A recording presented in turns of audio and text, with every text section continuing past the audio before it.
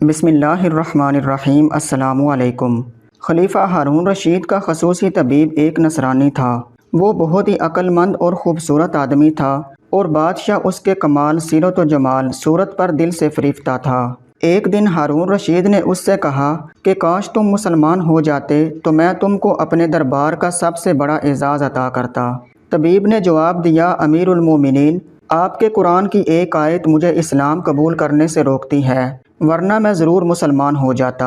ہارون رشید نے حیران ہو کر دریافت کیا کہ وہ کون سی آیت ہے؟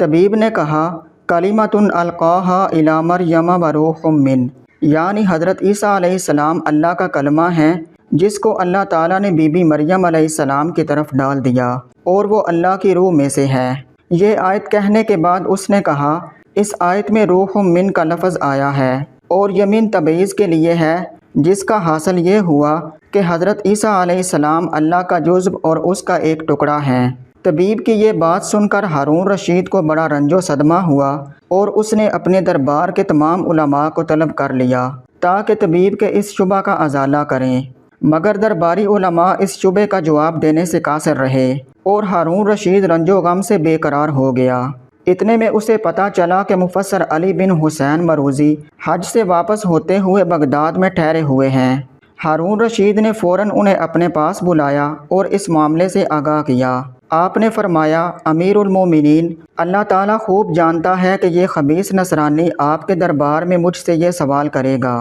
لہذا میرا ایمان ہے کہ ضرور اللہ نے اپنی مقدس کتاب میں اس شبہ کا جواب دیا ہوا ہوگا جو اس وقت میرے خیال میں نہیں آ رہا، مگر میں انشاءاللہ تعالیٰ جب تک اس کا جواب قرآن ہی سے نہ دوں گا، اللہ کی قسم میرے لیے کچھ کھانا پینا حرام ہے۔ یہ کہہ کر وہ ایک اندھیری کوٹھڑی میں داخل ہو گئے اور دروازہ بند کر کے قرآن مجید کی تلاوت کرنے لگے، یہاں تک کہ سورہ جاثیہ کی آیت سخر لکم ما فی السماوات و ما فی الارض جمیعا من زبان پر آئی تو مارے خوشی کے اچھل پڑے اور فوراً دروازہ کھول کر باہر نکلے اور دربار میں جا کر ہارون رشید کے سامنے نصرانی طبیب کو یہ آیت پڑھ کر سنائی اور فرمایا کہ یہاں بھی روح من کی طرح جمیعا من آیا ہے، تو اگر اس من کو تبعیض کے لیے مانا جائے تو یہ لازم آئے گا کہ زمین و آسمان بھی خدا کے جزو قرار پائیں، لہذا تم خوب سمجھ لو کہ روح من میں من تبعیض کے لیے نہیں ہے اور حضرت عیسیٰ علیہ السلام ہرگز خدا کے جزو نہیں ہیں